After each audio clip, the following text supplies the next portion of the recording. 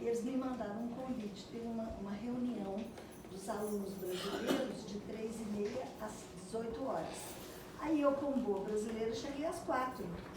A reunião já tinha começado às 3h30. Começa às 3h30 em ponto e acaba às 6 em ponto. Então, quando se fala em, como é que chama, culturalidade britânica, nós estamos longe disso. Mas então, hoje nós temos aqui o Renato Ramos Coelho, pelo sobrenome, não é coincidência que ele é da Lísia, né? E eu estou falando com ele que o currículo dele está muito resumido, muito modesto, né? Ele que mandou. Graduado em fisioterapia e engenharia de produção, especialista em fisioterapia esportiva, engenharia de segurança do trabalho, mestre em motricidade humana e doutor em engenharia civil. Mas não precisava de mais nada. Aqui já se falou muita coisa, né? Então, vou passar a palavra para o Renato. Antes de passar a palavra, quero lembrar vocês,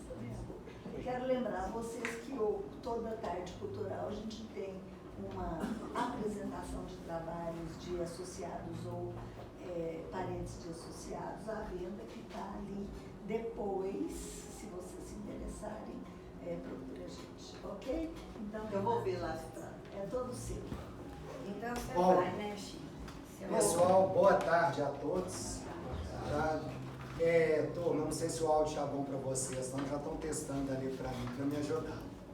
Tá? Agradeço ao convite da OAP e agradeço aos presentes, agradeço ao pessoal que vai estar vendo aí no online também.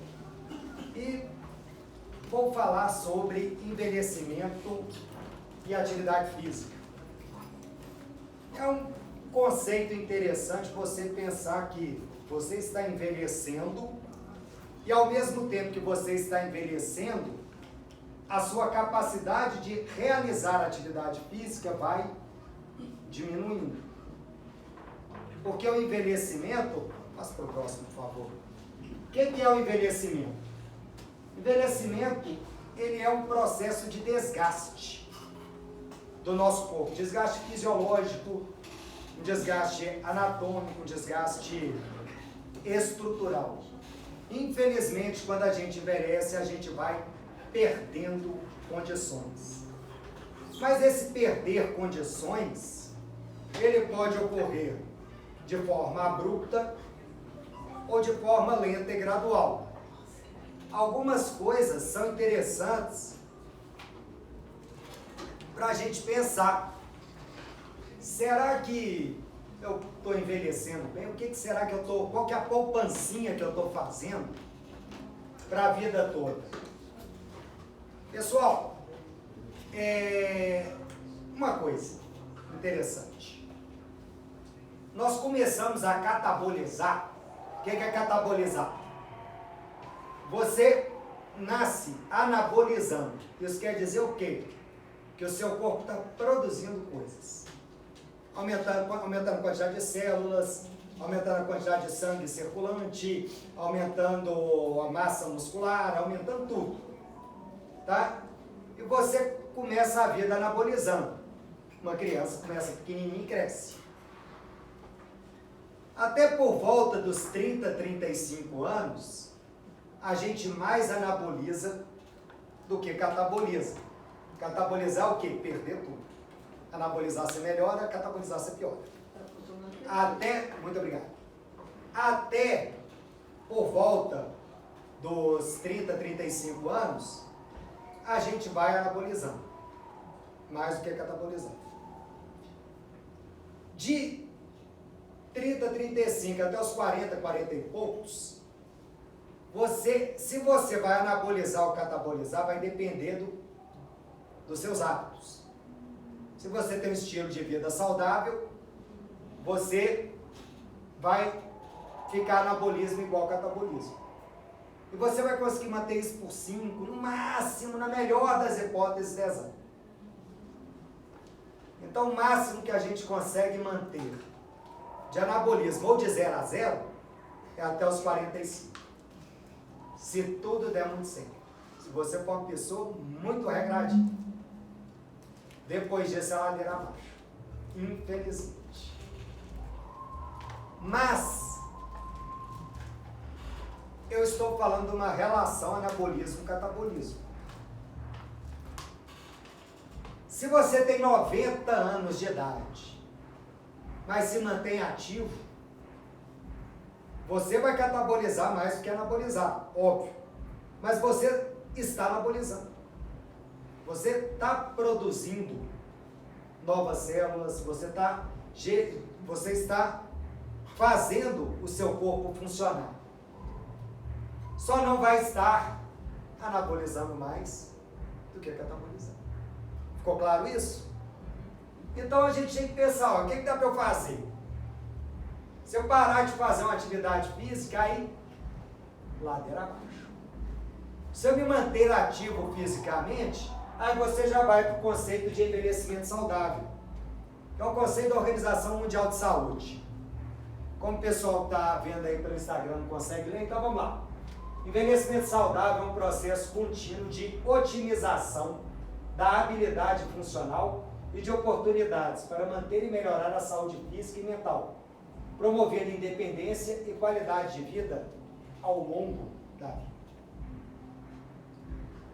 Parando e pensando nisso, se é um processo contínuo de otimização, qual que é a vantagem que a gente tem em envelhecer, pessoal? Qual que é a grande vantagem?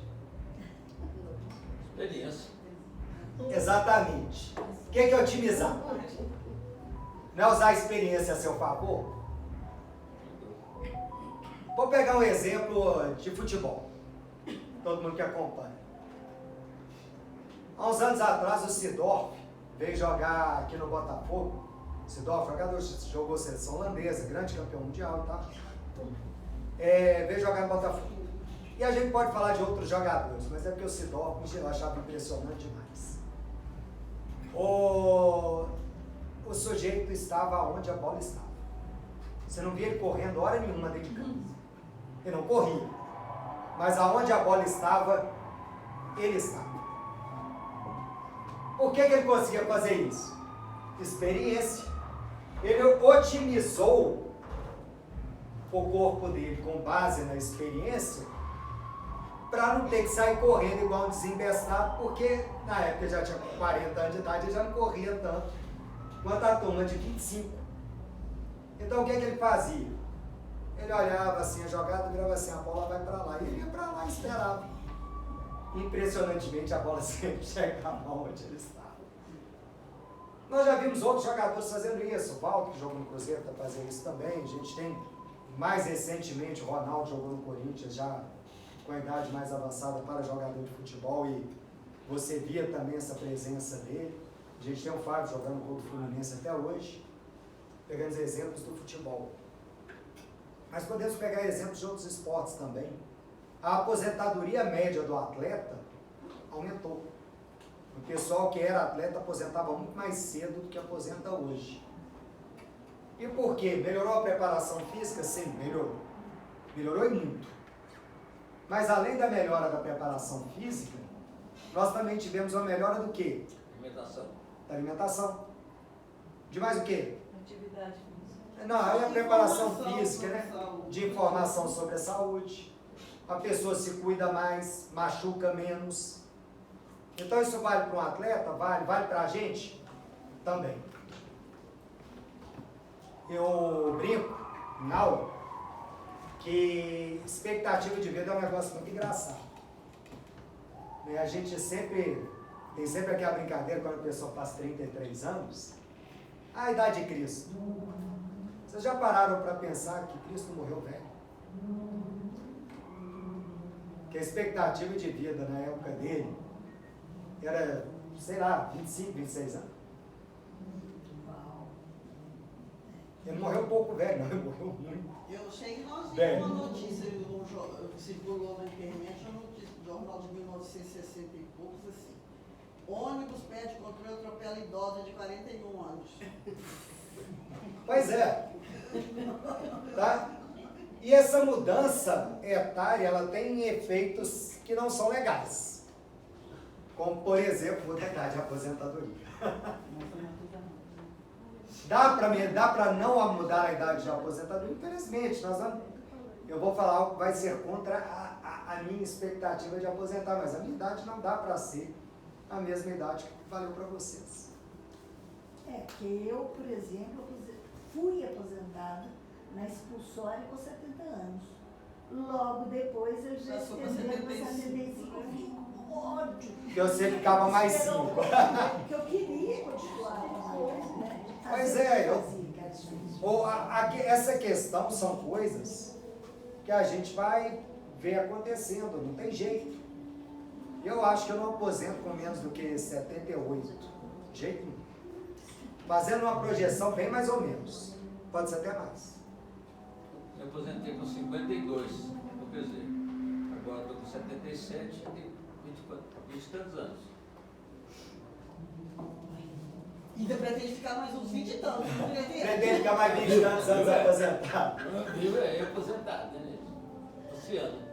E aí tem quando se fala em aposentadoria, ainda tem um problema que é mais complicado, que é o tipo de trabalho que a pessoa exerce. Aqui ninguém foi trabalho braçal, mas para quem é trabalho braçal, 50 anos de idade é limite mesmo. Isso não importa se depois que ele aposentar, ele vai viver mais 30, mais 40 ou mais 50 anos. Trabalho braçal é desgastante, uma pessoa com mais de 50 hoje não tem condições físicas de realizar um trabalho braçal. Então, se ele não sair do braçal, ele acaba tendo que ser aposentado. Então, tem essa mudança de expectativa de vida, ela tem várias limitações que a gente ainda, que como nós estamos no meio do processo de mudança de pirâmide etária, a gente ainda não sabe o que vai acontecer lá na frente. Nos últimos 100 anos, a gente só teve um recuo da expectativa de vida em 2021. 2021 não, desculpa, 2020. Por causa da Covid. Tá? Então, a tendência é sempre a idade aumentando. Tá? Tem pesquisador que fala que o sujeito que vai viver 200 anos já está vivo. Tá, não. Pode ser algum de nós.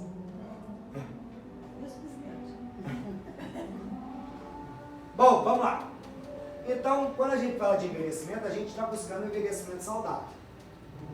É o que a gente espera que aconteça com a gente, com os nossos familiares queridos, com o nosso paciente, para quem é da área de saúde, com o nosso cliente, para quem mexe com treinamento, para quem mexe com sala de aula e tal. Então, a gente sempre quer que a pessoa viva por mais tempo e com qualidade. E a melhor forma de você conseguir qualidade para envelhecer ainda é a atividade física regular. Então vamos lá, o que é atividade física? Pegamos a definição da Organização Mundial de Saúde. Qualquer movimento corporal produzido pelos músculos esqueléticos, musculatura, que requeira gasto energético. Gente, xadrez é atividade física?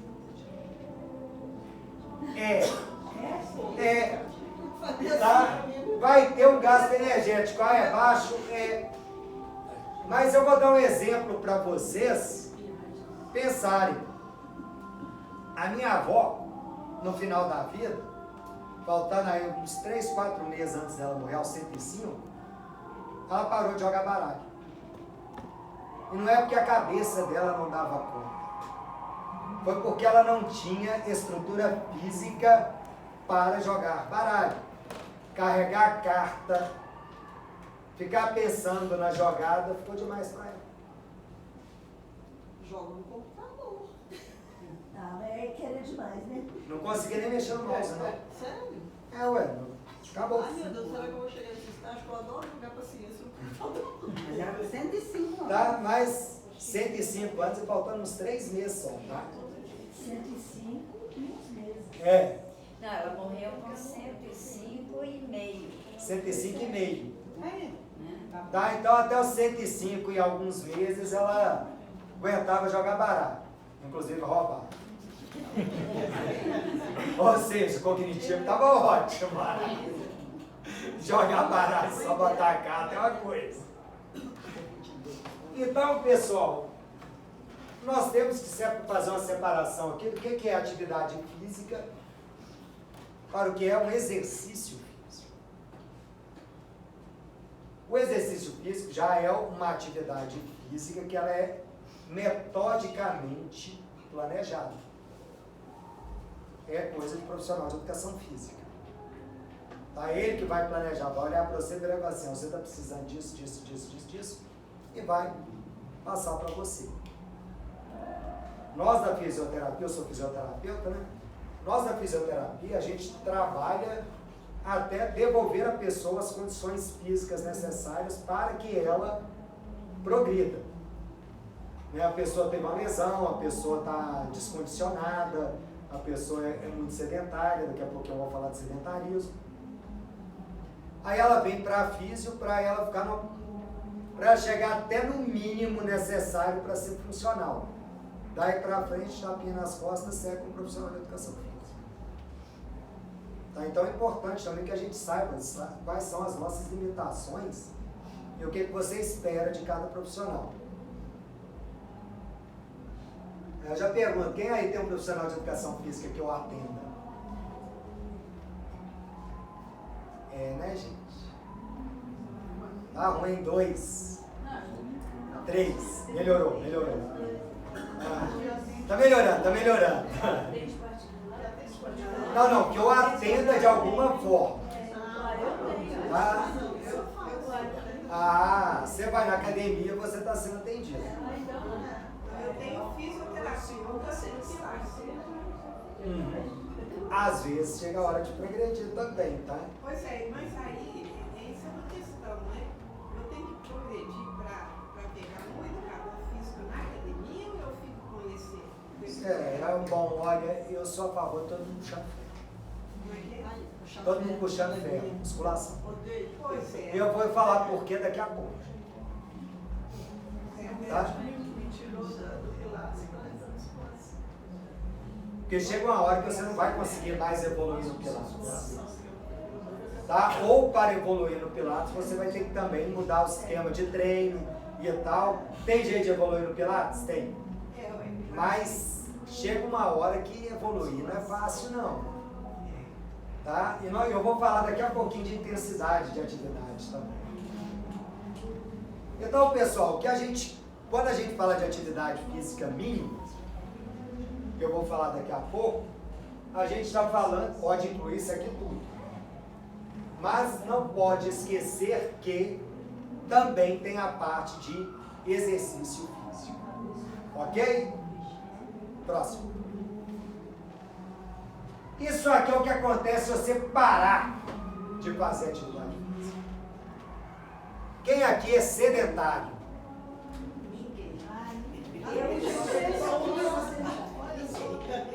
Sedentarismo é um comportamento. Você tem um comportamento sedentário. Se o sedentarismo é um comportamento, ele é válido enquanto ele existe.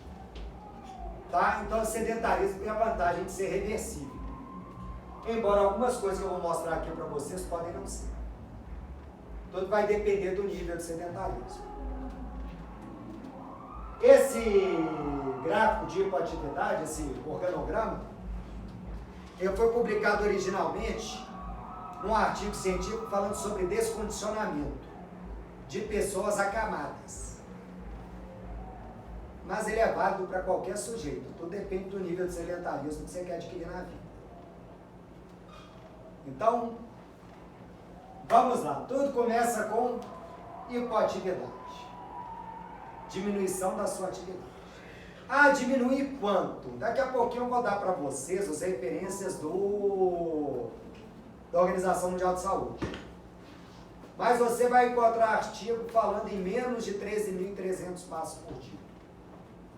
Você vai achar artigo 13.300. Eu até o presente momento eu já dei 9.524. Mas eu já fui na musculação hoje. Então não está tão horrível. Não. Você deu um passo aí, eu falei. É. Então, tem artigo falando que é 3.300 passos. 13 mil? 13 mil. Tem artigo falando em Caminhada normal. 2.300 metros, pelo menos 3 vezes por semana. Menos do que isso, sedentário. Tá? Tem trabalho falando que é um gasto energético médio diário menor que 1,5 vezes o metabolismo basal. Então você vai achar várias definições.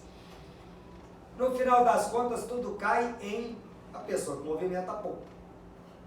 Hipoatividade. Então, seguindo, a escassez de movimento, quem movimenta pouco, vai ter um problema que é a redução de descarga de peso. Se você fica sentado, ou deitado, ou na rede, onde quer que você queira, vai parado, você diminui a descarga de peso sobre suas pernas. Diminuiu essa descarga de peso sobre as pernas, você já vai ter problema. Seu equilíbrio fica prejudicado. Chance de queda aumenta. E é engraçado, né? Porque às vezes a pessoa está muito idosa e fala assim, não, eu evito andar para evitar cair. Não, você evita andar para cair mais. Déficit de coordenação. A pessoa pode tropeçar nela mesma. Alteração do movimento dos membros. A pessoa perde habilidades motoras. Por causa disso, ela perde o controle das escápulas, por exemplo, ossinho aqui das costas, antigo omoplata. Perdendo o controle das escápulas, sabe o que acontece? Quando você levantar o braço, seu húmero, esse osso, vai bater num ossinho que se chama, aqui numa proeminência óssea, que chama acrônio. Aí você vai arranjar uma síndrome do impacto, porque você perdeu o controle seu de ombro. Se você perder o controle da cintura pélvica, o que vai acontecer? Você vai mudar seu padrão de marcha, você vai sobrecarregar seu quadril, daqui a pouquinho tem uma artrose. Ele está indo para a cirurgia. É ruim, né? Tudo isso por quê? Porque você resolveu um dia sentar e não levantar mais. Vamos lá. Com isso, ainda tem um outro problema. Você acha que a sua via nervosa vai estar funcionando do jeito que estava quando você era pequenininho e ativo ou não? Então a informação que começa a subir, além de subir mais devagar, é uma informação pior.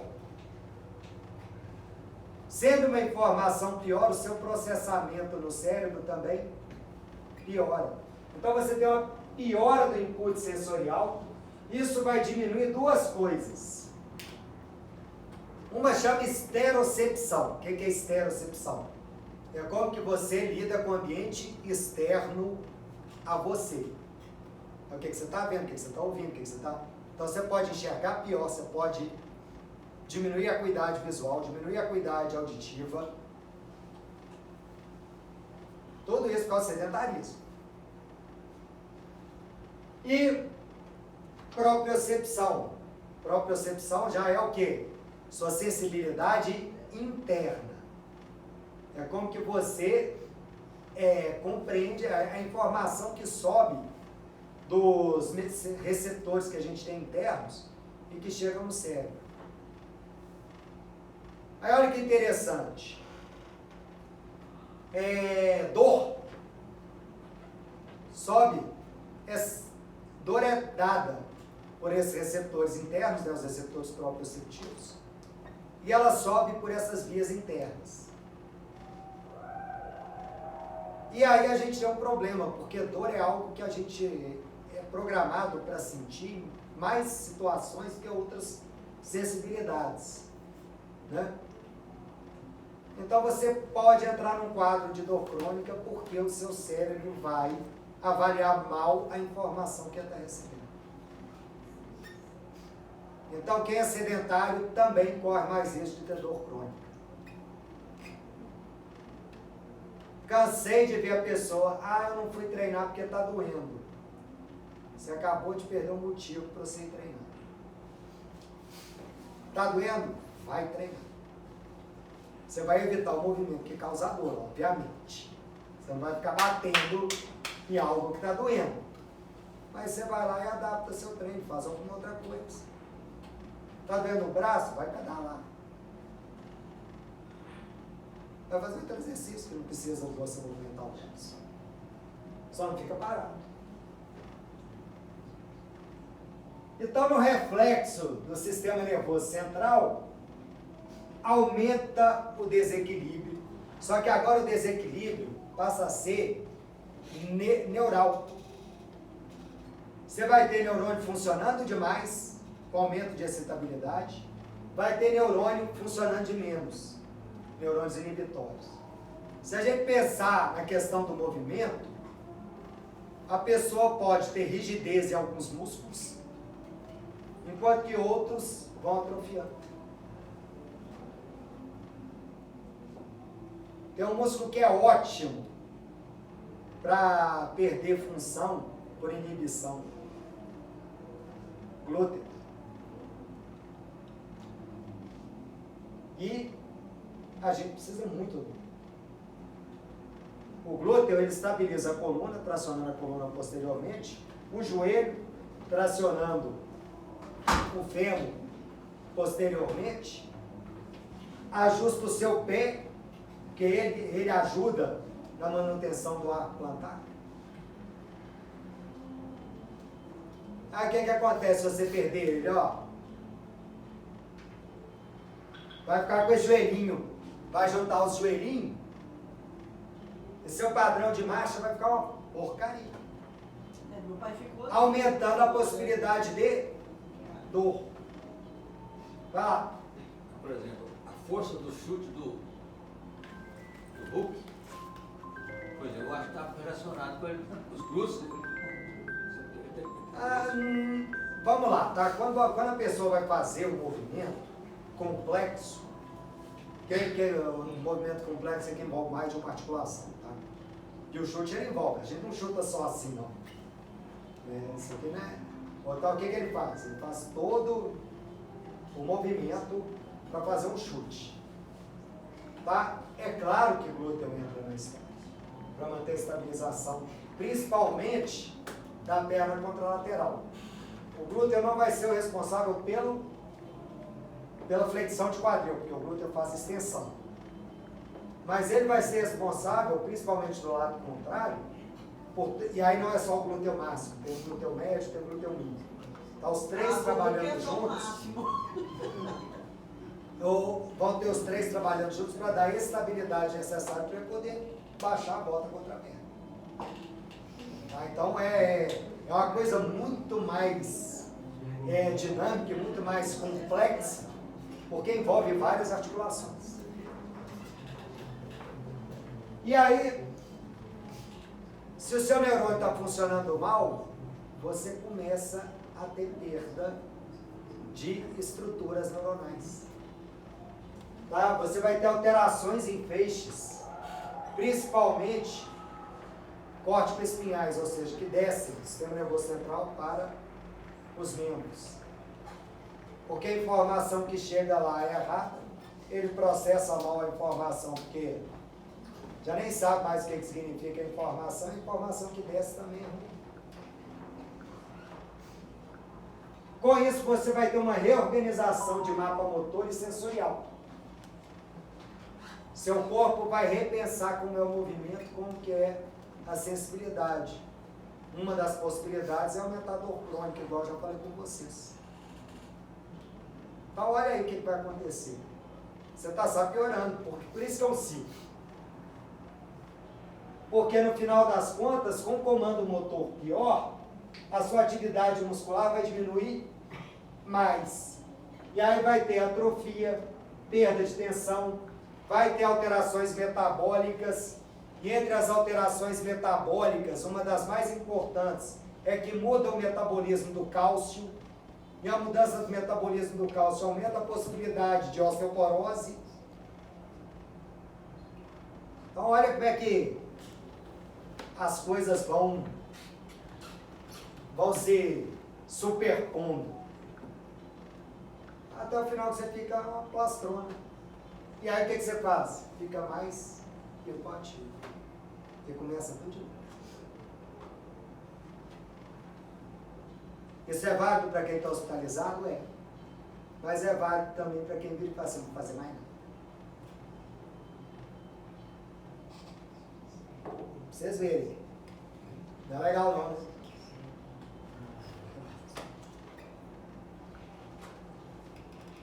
E aí vai a pergunta pessoal. Vamos pegar agora a definição de sedentarismo da Organização Mundial de Saúde. Isso aqui é o mínimo que uma pessoa idosa ou uma pessoa adulto jovem com uma doença crônica tem que fazer na vida, por semana. É o mínimo. Não pode ser menos do que isso. Então agora eu vou perguntar para vocês. Vocês são sedentários? Então vamos lá. Você faz 150 a 300 minutos semanais de atividade física aeróbica de moderada intensidade. Tá? Tem que estar suando, um pouquinho mais técnico. Ou 75 a 150 de atividade física aeróbica, de vigorosa intensidade, ou seja, aí você está suando. Tá? Todo mundo faz isso? Caminhada entra em qual? Claro que é aqui. Moderada. 150 a 300 minutos. Tá?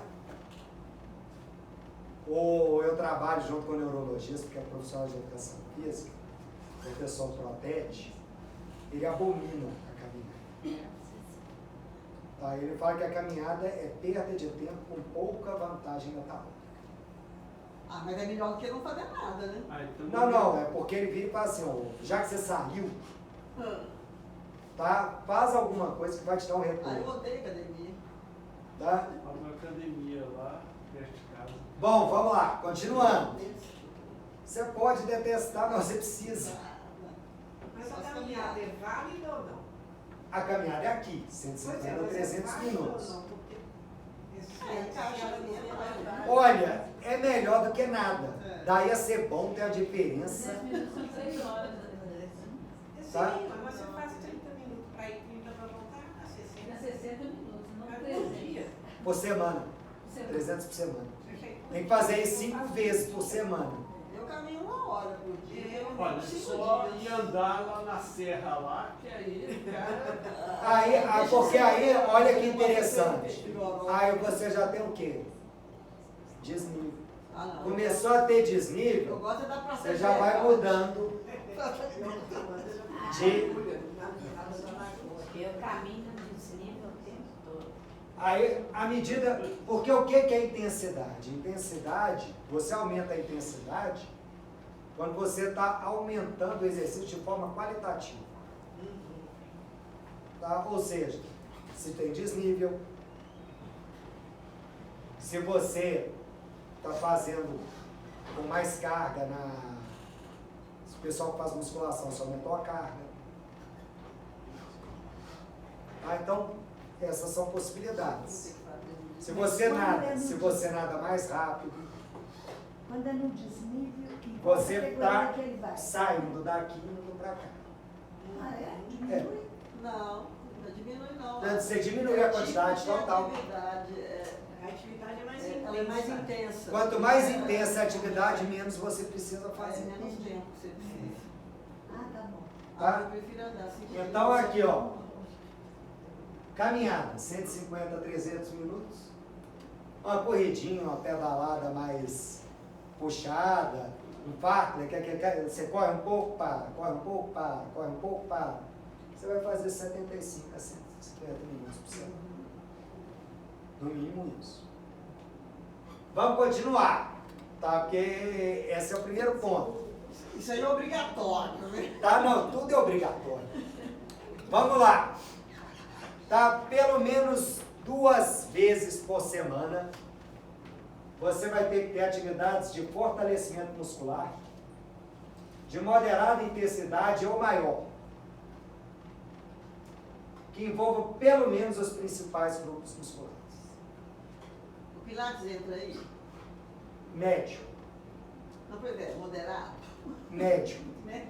Vai depender muito de como você está fazendo. Depende da intensidade. Depende da intensidade. Se você estiver suando o Pilates, sim, entra. Sim.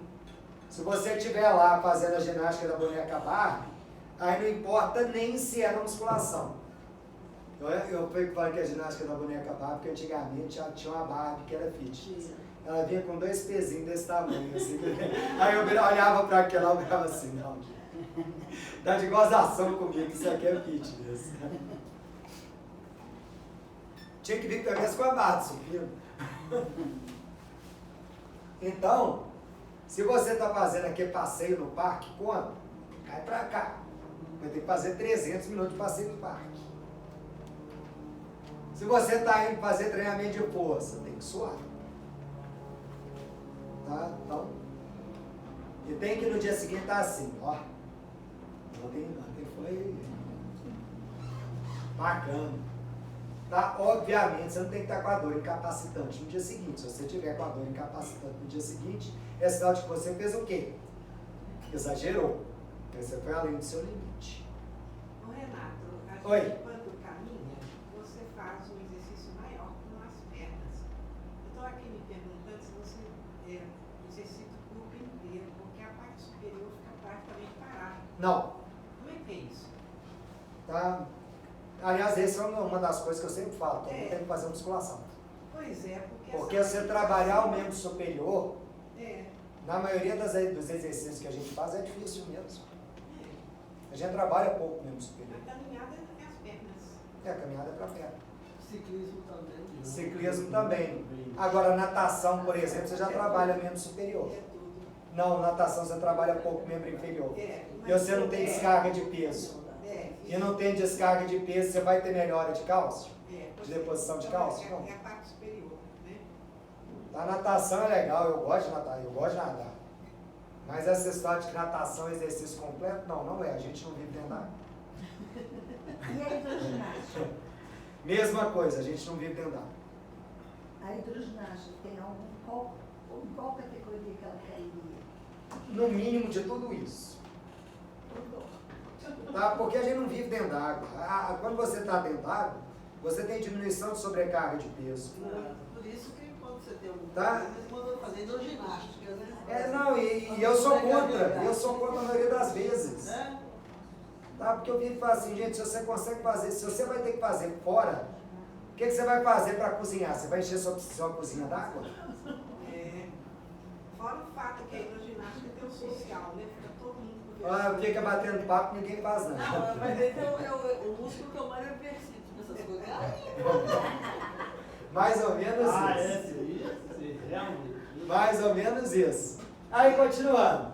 Né? Então, 2 dias da semana você tem que parar para carregar peso. No mínimo. Eu sei que eu tenho que fazer, mas eu tenho que fazer isso. Tá? Não, a questão é, gente, eu não estou perguntando se vocês gostam, gente. Vocês têm. Tá? Todo mundo. Você acha que eu morro de amores por todo dia de manhã estar na academia? Eu vou 4 vezes por semana. Meu treinador me cobra isso, eu vou lá bonitinho. Eu não falo em treino nem quando eu estou de férias. Eu procuro academia onde eu estou. Para manter a rotina. E a dança? Dança, vamos lá. A dança de Vai cair, dança é aeróbica. Vai cair pra cá. Não, tô falando assim, em relação a esses dois. É. Tá? E esse aqui também, daqui a pouco eu vou falar desse. Tá? Então, dança, aliás, vou aproveitar o gancho. 3 vezes por semana, você precisa de atividades físicas de multicomponentes. que enfatiza o equilíbrio funcional e o treinamento de força com moderada intensidade ou maior. Então, 3 vezes, por exemplo, dança. Dança entra em atividades físicas com multicomponentes. Tá? E você tem que ter uma moderada intensidade, tá? Não dá só para você ficar lá na valsinha e pronto, não. Você tem que carregar no forró. E no samba. Aí é alguma coisa, sem dúvida. É até melhor que a caminhada. Bom demais. Então, mas, repara, você tem que parar para trabalhar os principais grupos musculares, independente de você estar trabalhando ou não os grandes grupos musculares, você também tem que trabalhar a força.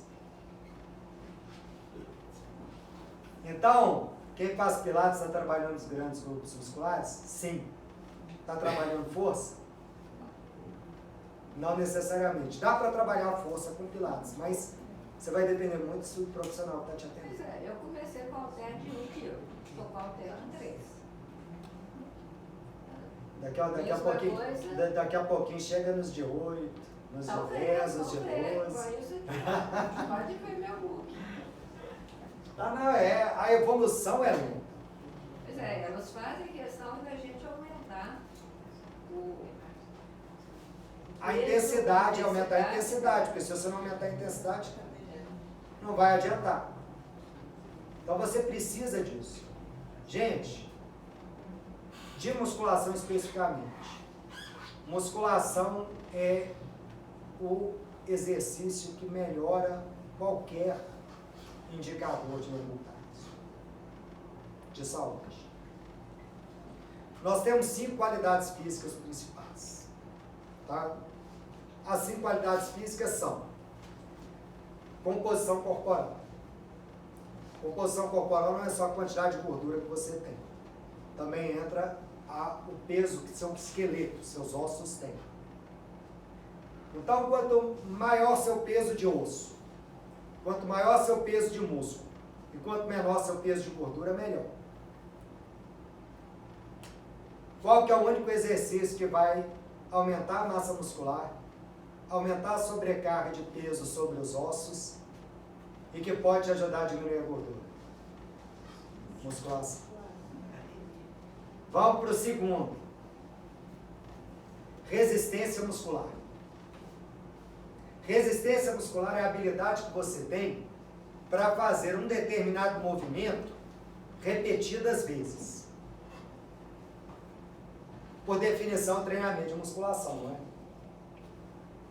Então, melhor é a musculação. Embora a caminhada, por exemplo, ela trabalha a resistência muscular de membros inferiores. Dando um exemplo. Continuando. Força muscular. Força é a habilidade que você tem para fazer uma repetição contra uma carga máxima. Dando um exemplo, você no supermercado pegou aquele saco de arroz, né? Pegou ele, botou no carrinho, você fez uma repetição numa carga avantajada, uma carga máxima. Pode fazer com saco de cimento também, se tiver fome. Tá? Então, isso é um exemplo de um momento que você precisa de força. Né? Na hora de deslocar uma carga, uma vez. Quem mais trabalha força? Musculação também.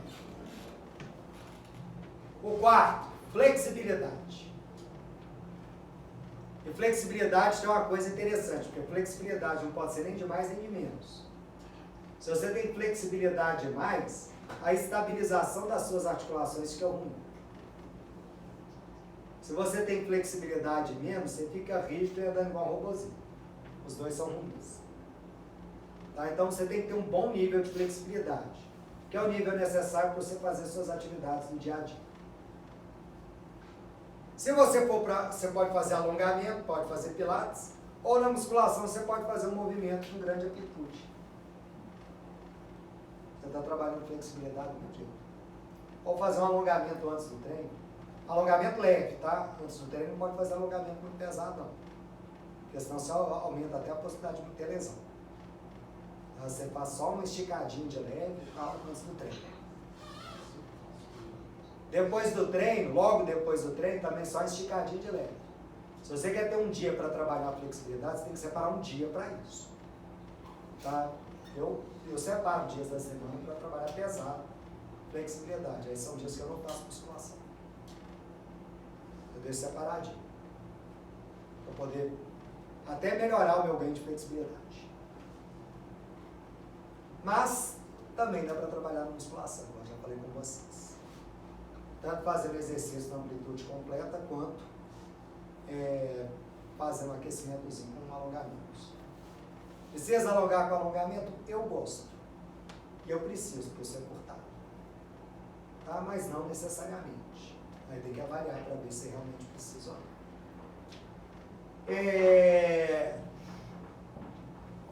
Flexibilidade. VO2 máximo. O que é o VO2 máximo? É a capacidade que você tem de consumir oxigênio. Quanto mais você consegue consumir oxigênio, melhor é o seu condicionamento cardiorrespiratório. Melhor condicionamento cardiorrespiratório quer dizer o quê? Que você vai conseguir manter uma atividade por mais tempo, por exemplo. Que você não vai ficar esbaforido subindo o morro.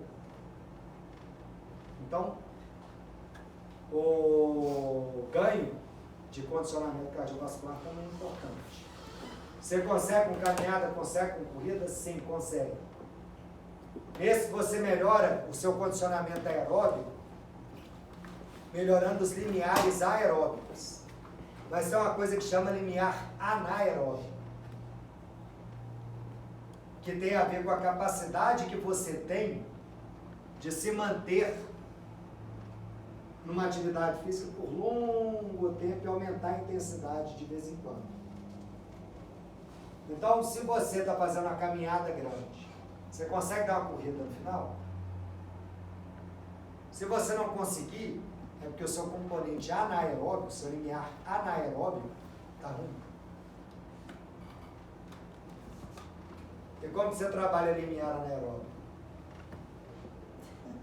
Com carga, musculação. Então, o único exercício que faz as 5 qualidades é a musculação. Tem jeito. Eu lembro de já ter lido também que a musculação, por fortalecer os músculos, melhora a sustentação. Sim, uma das coisas que já está provada é que idosos que fazem musculação caem menos. Isso. E se cair, o prejuízo com a queda é menor. Menor. Foi menor? Falou maior. Desculpa. Falou menor? Então, menor. O prejuízo com a queda é menor. Acho que além de ir para Tá. academia, você tem que ir para o otorrino. Então reparem como que essas coisas vão se encadeando. Você ia perguntar. Achei que você ia. Não, eu vou perguntar no fim. A minha pergunta é como é que faz quando o joelho está ruim? Não faço. Quem faz? Assim, Daqui a pouquinho eu te falo. eu estou aqui pensando. Eu ia para a academia, isso tem mais de 5 anos. Eles me colocaram para carregar fazer 3 quilos. Aí eu passei para 2, passei para 1, agora eu estou fazendo assim, ó. Sem peso nenhum. Para que você está indo? Para continuar fortalecendo o músculo. Não está. Não está. Você está pagando a academia Você toda. está querendo enganar quem? Tá? Você pode estar enganando o professor, mas seu corpo não. Seu corpo já deveria estar pedindo para você fazer com 6. Porque você está diminuindo a carga. Caí, só estou uma beleza. Pois é. Quando eu começo uma sequência nova de treino, a única coisa que eu não posso fazer nunca é diminuir a carga. Carga vai só aumentar. Mas a gente vai ficando mais velho. Não, mas você muda seu treino de vez em quando, né? Quando você começa um treino novo, quando você começa um treino novo, você vai ter que Vê agora com esse treino novo, qual a carga que você consegue fazer com esse treino novo. E aí, enquanto você estiver nele, você vai aumentando a carga. Vai vir um novo, treino novo? Agora beleza, deixa eu ver o que, que eu consigo, a carga que eu consigo fazer nesse treino. Por isso que é também importante que você sempre esteja o quê? Mudando seu treino. Senão, o que adianta? Pergunta, os esportes, a prática esportiva em relação à musculação. Porque às vezes você tem uma quantidade de horas durante a semana, se você for fazer a musculação também, vai exceder muito.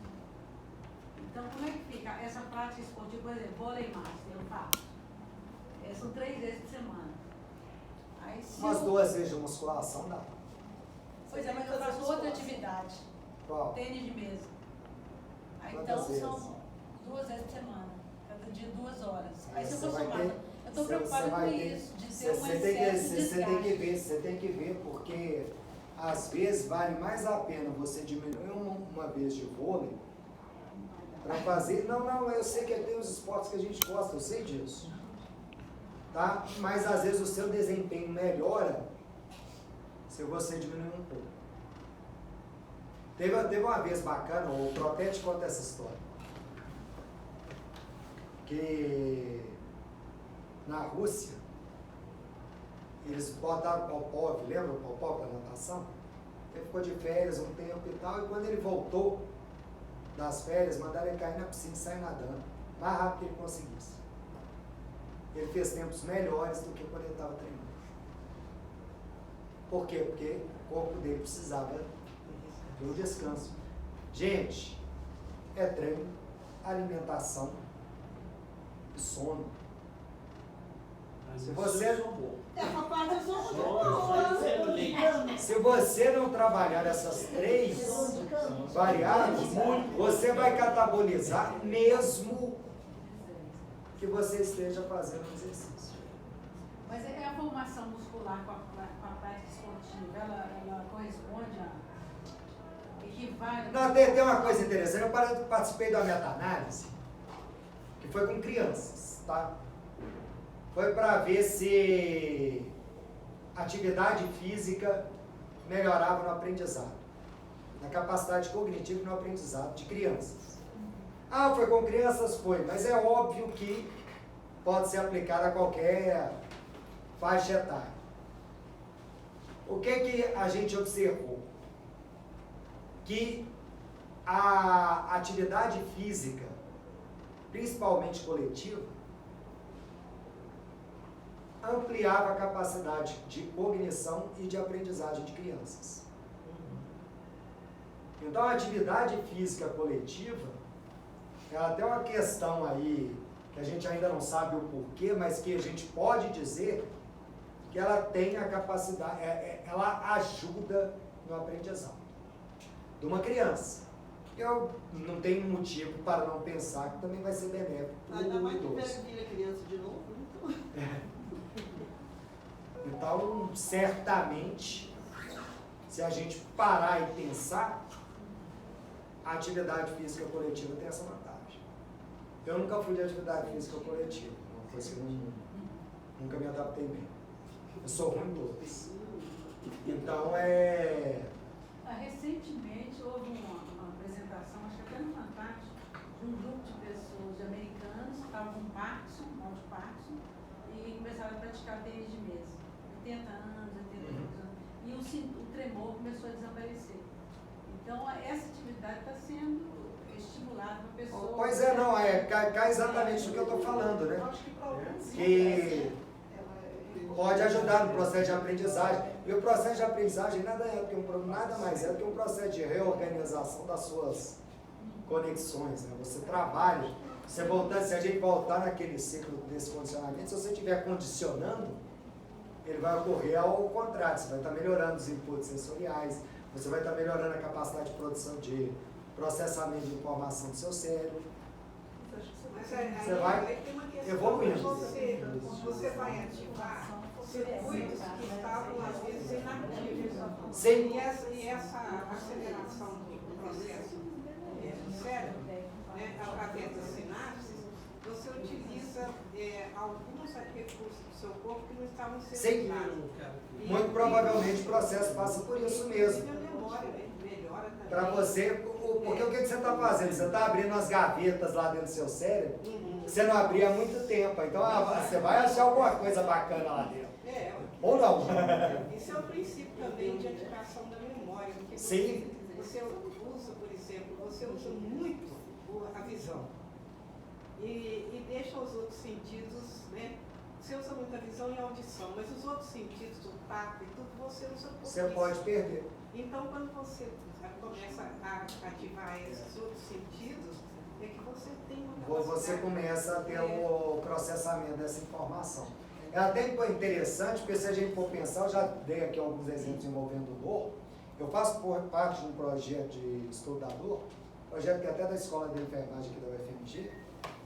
E uma das coisas que a gente tem estudado é que o que acontece? A pessoa com dor crônica, a dor vai ocupando espaço dentro do cérebro dela, de forma que a resposta natural a várias coisas, a vários fenômenos que ela observa, a algum input sensorial que ela tenha, passa a ser dor.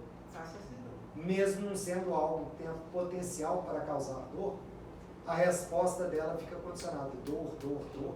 Por quê? Porque o espaço de memória que a dor está ocupando é muito grande. Tá? Pessoal, eu vou parar aqui no Instagram, porque agora como está a pergunta, só passa o próximo, por favor. Tá? E é para agradecer a turma que está aí. Com vocês eu vou continuar respondendo, porque aqui já estava dando tempo. Aí eu vou encerrar aqui. Não só agradecer, pessoal, todo mundo que me acompanhou por aqui. Tá? Um grande abraço para vocês.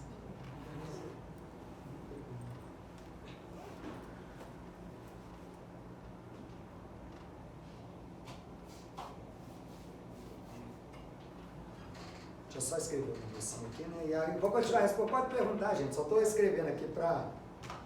E o ócio criativo? Eu adoro o ócio criativo. Sabe? Olha, eu vou na harmônica em todos. Não, aquilo ali é os lindo, jeitos. gente. Aquela harmônica Você entendeu? é linda. Eu estou querendo ir agora ver o Queen lá no sábado agora. Eu tenho que ver até se tem ingresso ainda. Outra coisa, eu jogo muito, sabe? Somente o Sudoku, né? Porque eu fui professor de planejamento e análise de experimento. Então, aí você já viu, né? Você gosta daquele negócio. Outra coisa também, baralho, sou ótimo, sabe? Fiz 14 anos de divã, você entendeu? Eu não sou nem hipertenso e nem sou diabético, sabe? Caminho muito bem no shopping. E lá na Avenida Bandeirantes eu caminho. Mas eu também. encontrei ele no boteco da La Savassi. Isso aí é ótimo. Qual boteco lá na Savassi? Mas não bebo. Três Corações. De copo. O Três Não, mas eu Corações. não bebo não. Mas eu... Eu gosto do La Vinícola ali do lado. É por isso que eu não sinto dor, sabe? Realmente eu não tenho dor, por enquanto. Eu estou com 7,2, sabe? Agora uma coisa que eu queria te perguntar, andando, qual é a melhor maneira de eu andar? Vamos lá. Uma pergunta complexa. Isso Ideal. Você ir num profissional que possa avaliar sua marcha. Ver se você não tem algum problema de pisada. Se você tiver, ver como que pode ser feita a correção desse problema de pisada, para você não vir a desenvolver alguma lesão. Tá? E começar gradativamente. De preferência fazendo um planejamento. Conversar com um profissional de educação física, fazer um planejamento. Gradação, o primeiro objetivo seu é qual? Depois nós vamos para onde? E ir progredindo. Num dado momento pode ser que você até chegue a correr. Não vou te falar que você vai, porque eu não sei seu status físico Mas nunca inicial. subi. Pois é. Quando eu Isso não te impede de começar a correr. Quando eu comecei a alternar a caminhada com a corrida, o joelho bichou. Porque você não fez a preparação necessária. Pode ser, mas daí pra frente eu não vou Tá? mais não. Você Arranjei uma boa desculpa você sabe pra não qual que é o correr. problema? Você sabe qual que é um problema que a gente vê muito em pessoal que pratica corrida? Agora que eu não estou falando mais no Instagram, bunda mole. O pessoal perde glúten, Aham. tá? Por várias coisas, inclusive por ficar muito tempo sentado, porque o glúten sofre com isso. E aí resolve começar a correr. Aí você vê o seguinte, duas coisas. Primeiro, para você correr, você precisa ter muita amplitude de quadril. Se você não tem muita amplitude de extensão de quadril, que é esse movimento, o que você vai fazer? Você vai rodar com a coluna. Uhum. Aí, em vez de doer o joelho, dói a coluna. Sei.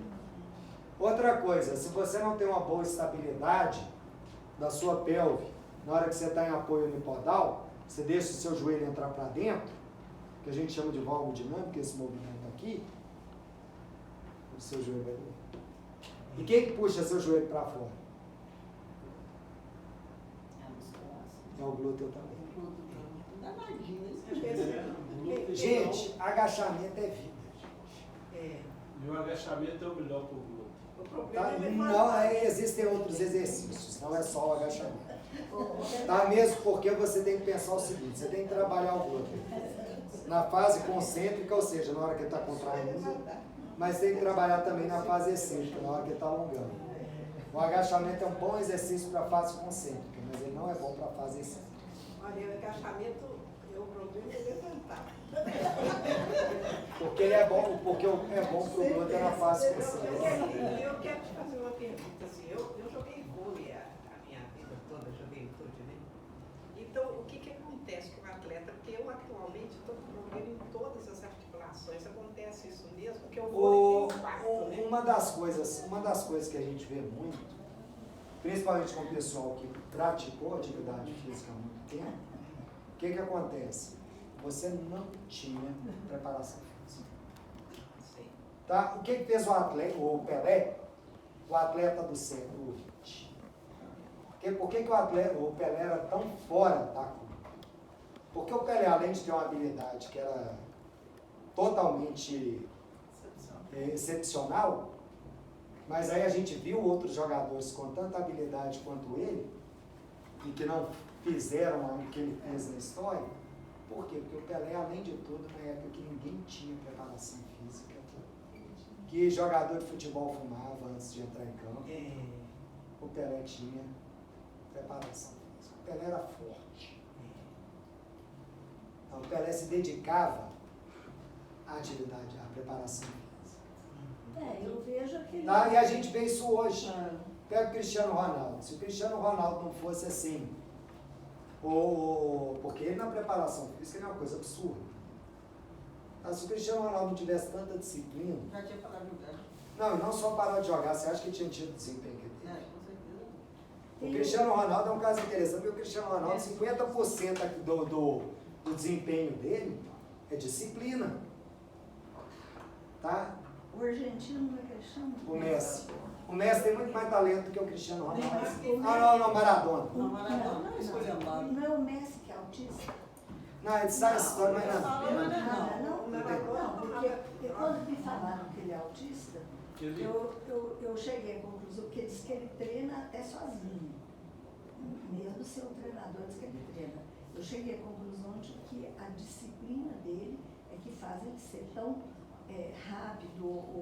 Não, tem disciplina, mas tem talento também. A gente fala que não tem talento, Mas senão todo mundo que começasse a treinar muito, ia virar um Messi.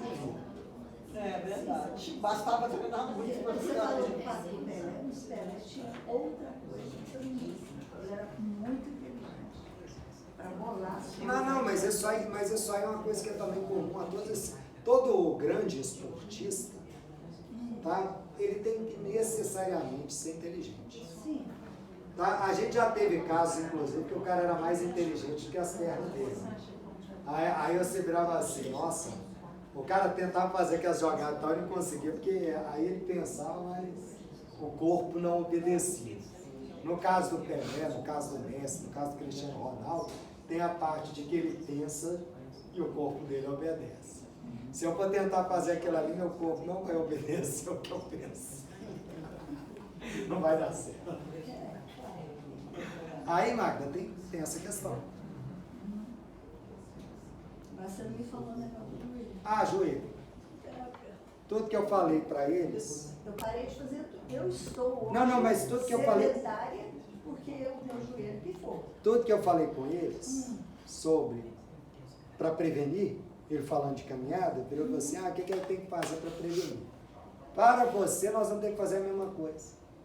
Nós vamos ter que dar uma olhada como que você anda, qual que é a dificuldade que você tem, qual músculo seu que não está colaborando, porque uma coisa está acontecendo. O seu joelho, em algum momento, ele tem um estímulo sobre nossos receptores, que são os receptores internos para dor. Não Algum tem dor, movimento não. que você faz, Não tem dor, não. Mas o joelho não sustenta a minha perna, não sustenta o meu peso. bom, Ele clique e ele cai. Você não falou. bom, que tal você ir para uma bicicleta? Eu tenho uma bicicleta em casa, parei de fazer depois disso. Por quê? Porque eu fiquei com medo de piorar. Se o seu joelho tem problema com sobrecarga, por que você não vai fazer bicicleta que não tem sobrecarga? Então posso fazer bicicleta, já tá bom. Agora, e o glúten? Já é uma boa Oi? solução. O meu glúten é ótimo, continua do mesmo jeito. É o único músculo meu assim que está 100%. Não sei. Tá? O fato, ó, gente, você tem uma bunda grande, não quer dizer que você tem Não, bunda não, não, grande. glúten, tô falando é o quê? Panturrilha. Panturrilha. Uau, mas você nem assiste de glúten. Eu fui falar do glúten do Hulk. Não, era panturrilha. Panturrilha. Tá? Minha panturrilha é ótima, acho que é por causa das caminhadas. Vamos lá, tá? A panturrilha tem um problema que chama pseudohipertrofia. Dependendo da tendência sua para acumular gordura, pode ser que tudo que você tem aí, você jura de pé junto que é músculo, é banho, tossina, bacon. Não, a minha perna é seca. Ah, não, eu não tô vendo, você tá de calça, eu não tenho como falar, mas uma das coisas que acontece muito na panturrilha, por isso que eu tô Minha falando, gordura toda aqui. tá, tem gente toda aqui. que tem tendência a acúmulo de gordura na panturrilha. Aí você olha a pessoa que tem a panturrilha desse tamanho, você pede para ficar na ponta do pé, ela não consegue. O negócio tá mal. Sou canela de Aquela máquina de remar, que parece que está entrando em moda agora. Aquele é bom? Vamos lá, se você fizer o movimento correto, vamos. Qual que é o movimento certo da remada? Botou a mão lá, puxou o ombro, juntou as escápulas, depois você traz até aqui no cotovelo, voltou e esticou. Dois movimentos. Se você conseguir fazer desse jeito, é ótimo. Tá? 99% das pessoas que eu vejo fazendo na academia. Fazer errado, né? E pronto, só tá arranjando lesão. Aquele exercício da perna também, né? Exercita, porque você também faz força com a perna. Tá? É um exercício legal, eu acho, né? Super legal. Porque eu também tenho problema de joelho. Ô, gente, vamos lá. Vocês viram dentro do ciclo desse condicionamento que o fato de você ter um problema do joelho e você não movimentar o joelho só aumenta Só vai o problema. piorando. Olha, eu Tá. tenho Mas se eu problema for de caminhar, joelho, dói o porque joelho. Renata acompanha. Aí tem que, de novo, Mandar analisar, né? tem que passar por uma Tá, análise. você indica ver algum profissional pra gente? Porque eu não conheço. Eu acho que eu sou meio...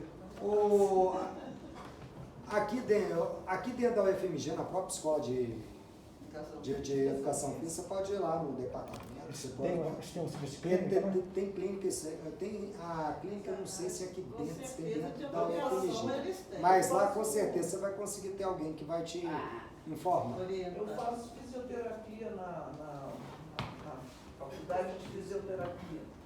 Ela é junto com a educação educação física. É não ali faço- na saída da Alcântara. não faço Ainda da- fisioterapia pulmonar. Eu fumei alguns anos.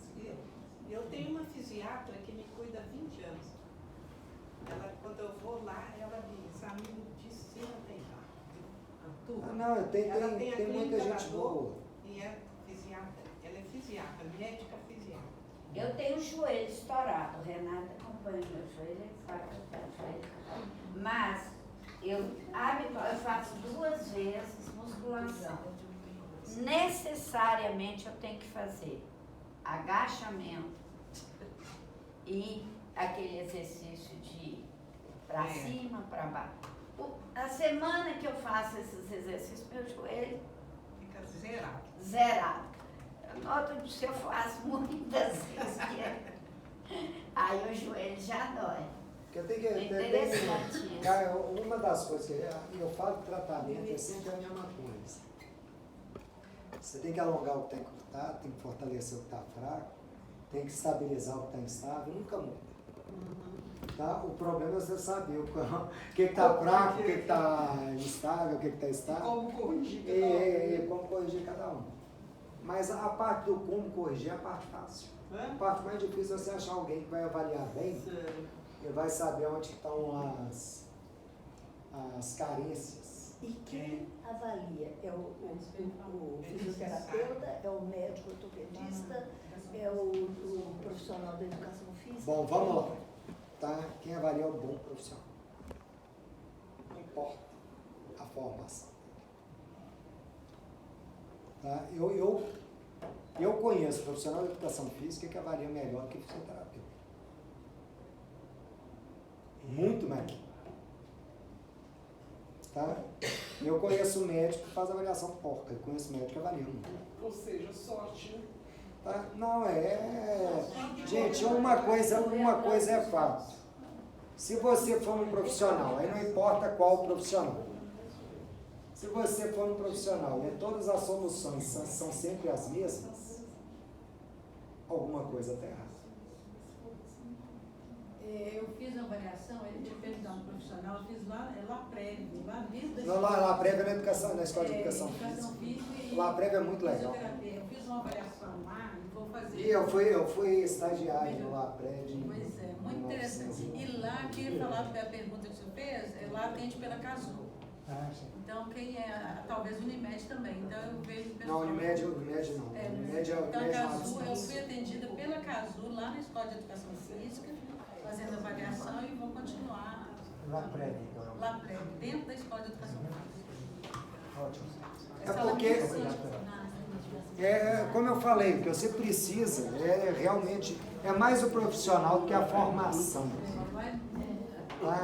Eu acho mais importante você achar um bom profissional que saiba o que está avaliando, porque senão o cara quer a história do elevador, né? Para qual andar? Não me importa, eu já errei o prédio. Já errei o prédio mesmo.